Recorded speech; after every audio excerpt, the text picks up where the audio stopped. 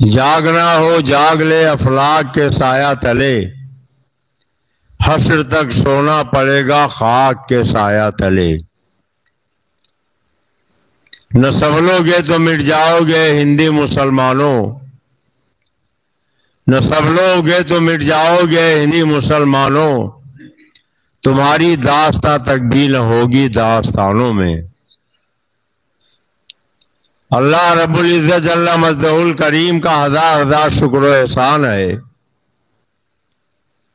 کہ اس نے ہمیں اور آپ کو ایک قطرے ناپاک کے ذریعے انسانی شکل میں حسن و جمال کا پیکر بنا کر اس دنیا میں بھیجا۔ کیا آپ نے کبھی اپنی حقیقت پر غور کیا کہ ماں کے شکم میں ایک ناپاک نطفہ بن کر ہم پہنچے؟ اس کریم اور رحیم مولا نے جہاں کوئی خبر گیری کرنے والا نہیں تھا، ماں کے شکم میں ہماری آپ کے اس نے خیال اور خبر گیری فرمائی۔ جب تک ماں کے شکم میں رہے اس رحمان و رحیم مولا نے ہمارے لیے غذا کا انتظام کیا، اور ابھی ماں کے شکم سے باہر نہیں آئے کہ اس کریم مولا نے ہماری غذا کے لیے ماں کے سینے میں دو دودھ کی نہریں جاری کر دیں۔ پیدا ہونے سے پہلے ہی ہماری غذا کا اس نے انتظام کر دیا،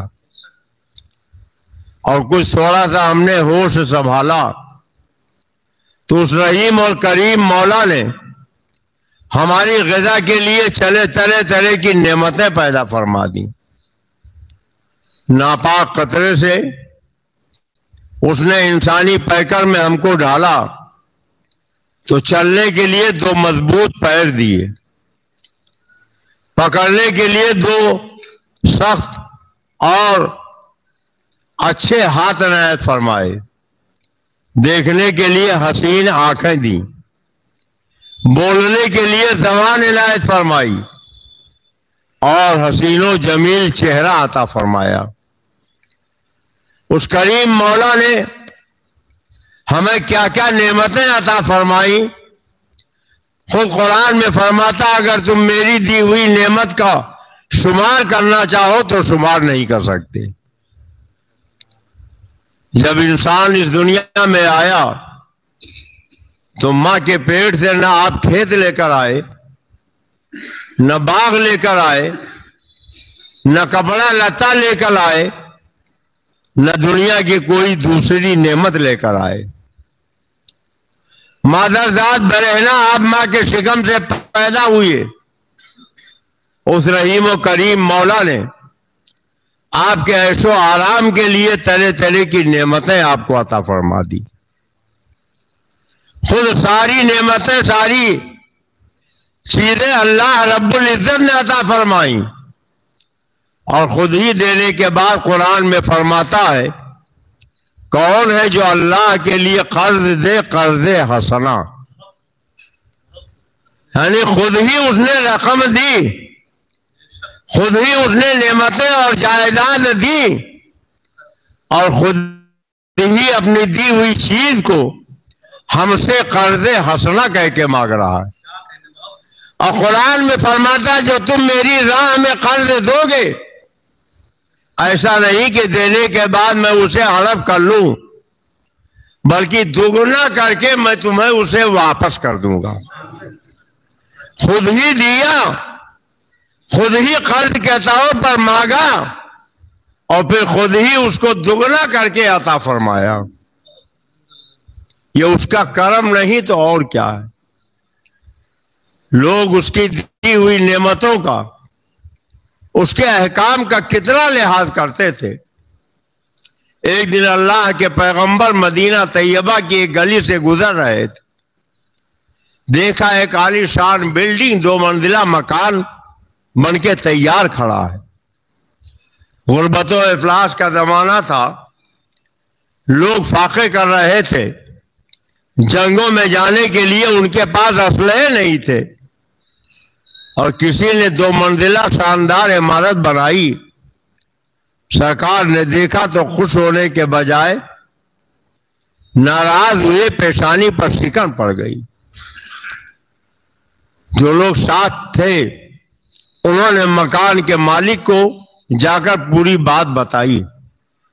جب انہیں پتا چلا تو پھاوڑا اٹھایا اور دوسرے دن صبح ہوتے ہی اپنے مکان کے سامنے کھڑے ہوئے اور کھود کھود کے اپنا 2 منزلہ مکان انہوں نے زمین کے برابر کر دیا.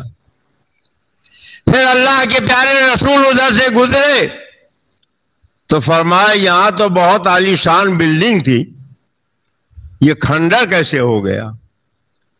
کسی نے کہا سرکار آپ کو پسند نہیں تھا تو آپ کے دیوانے صحابی نے اسے کھود کے کھنڈر بنا دیا. ایک دن اللہ کے پیغمبر صلی اللہ علیہ وسلم مسجد نبوی میں وعظ فرما رہے تھے. درمیانے وعظ سرکار کی زبان مبارک سے نکلا جو جہاں ہے وہیں بیٹھ جائے, جس حال میں ہے اسی حال میں بیٹھ جائے. سارے لوگ بیٹھ گئے. ایک صحابی دیہات کے رہنے والے تھے, دیہات سے لکڑیاں کاٹ کاٹ کے گٹھر بناتے تھے, بازار مدینہ میں لا کے اسے بیچتے تھے. وہ لکڑی کا گٹھر ان کے سر پہ موجود تھا. جب آقا کریم کا فرمان سنا تو جہاں وہ کھڑے تھے وہیں لکڑی کا گٹھر سر پہ رکھے ہوئے بیٹھ گئے. بوجھ زیادہ تھا, گردن ٹوٹنے لگی, نسیں لال ہو گئی, چہرے کا رنگ متغیر ہو گیا. بغل میں بیٹھے ہوئے کسی نے ٹوکا میاں اگر عقائد عالم کا واضح ہی سننا ہے تو یہ لکڑی کا گٹھر اتار کے نیچے رکھ دو اور اطمینان سے سنو. میں دیکھ رہا ہوں بوجھ کی وجہ سے تمہارے چہرے کا رنگ بدل گیا, تمہارے گردن کی نسیں لال ہو گئیں, ایسا لگتا ہے پھٹ جائیں گی, خون بہنے لگے گا. واضح تو سننا ہے, یہ گٹھر اتار کیوں نہیں دیتے؟ تو جذبہ عشق نے اگڑائی لی, محبت رسول نے تیور بدلا.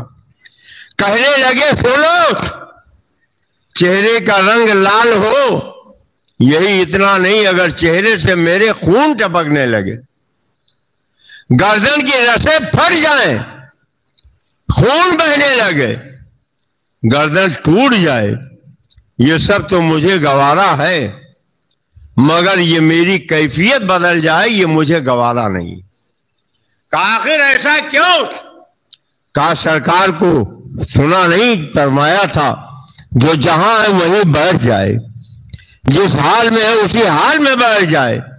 اور جب آقا نے یہ فرمایا تو میری یہی حالت تھی, یہ لکڑی کا بوجھ میرے گردن میں موجود تھا, اب گردن ٹوٹ جائے یہ تو گوارا, خون بہنے لگے یہ تو گوارا, جان چلی جائے یہ تو گوارا, مگر کیفیت میں تبدیلی ہو جائے یہ میرے غیرت ایمان کو گوارا نہیں ہے.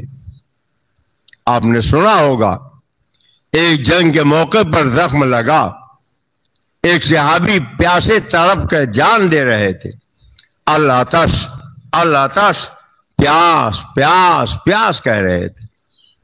ایک صاحب پانی کی مشک لے کر آئے, ان کی تشنگی بجھانا چاہیے, انہوں نے ہونٹ بند کر لیے.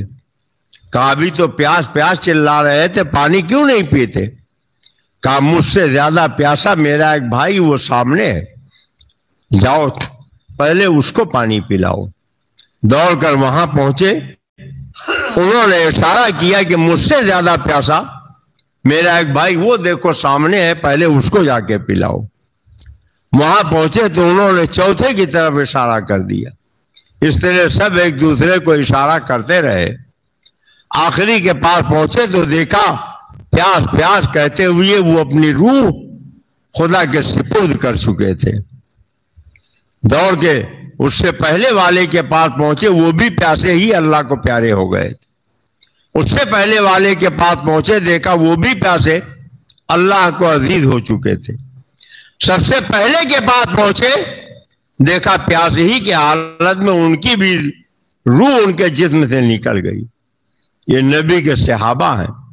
زخموں کی حالت میں پیاسے گردن کٹا لینا، جان دینا تو انہیں گوارا ہے، مگر کوئی بھائی پیاسا رہے یہ انہیں گوارا نہیں.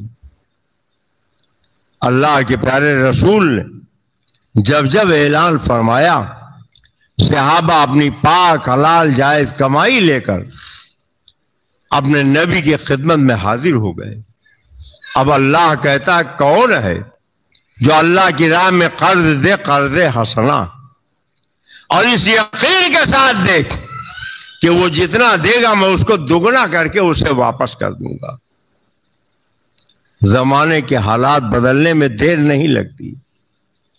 ابھی اسی مہینے کی 13 تاریخ کو آپ کے پڑوس کے ضلع بہرائچ میں ایک بھیانک فساد ہوا، اور اس بھیانک فساد کے موقع پر درجنوں گھر جلا دیے گئے، مال لوٹ لیا گیا، قتل و غارت گری کا طوفان بدتمیزی برپا کیا گیا، یہاں تک کہ پوری جائیداد یا تو لوٹ لے گئے یا جلا دیا گیا.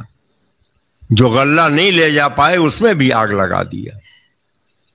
لوگوں نے جان بچانے کے لیے سب چھوڑ دیا، بدن پہ جو کپڑا تھا وہی پہن کے کھیتوں میں جا کے چھپ گئے، اور پھر انہیں پولیس نے پکڑا اور انہی کے اوپر دفعات لگا کے انہیں جیل میں پہنچا دیا. آج حال یہ ہے کہ میں 2 دن پہلے بہرائچ گیا تھا، میں نے وہاں کے علماء کی میٹنگ بلائی تو 53 علماء آئے تھے، اور جو کیفیت بتائی آنکھ میں آنسو آ گئے، رونگٹے کھڑے ہو گئے. کل تک جو لوگ دوسروں کو چندہ دیتے تھے، دوسروں کا تعاون کرتے تھے، آج کیفیت یہ ہو گئی کہ ان کے گھر میں آگ نہیں جل رہی. چھوٹے چھوٹے بچے بھوک سے بلک رہے ہیں، وہ محتاج ہو گئے ہیں، دانے دانے کے لیے محتاج ہے، لیکن ریلیف کا کوئی انتظام نہیں ہو پا رہا ہے. ہم نے 2 دن کے بعد جب وہاں کی کیفیت دیکھی تو آ کے کچھ احباب سے تذکرہ کیا، تو ابھی بہت سے دل ہیں جن کے اندر درد مندی ہے.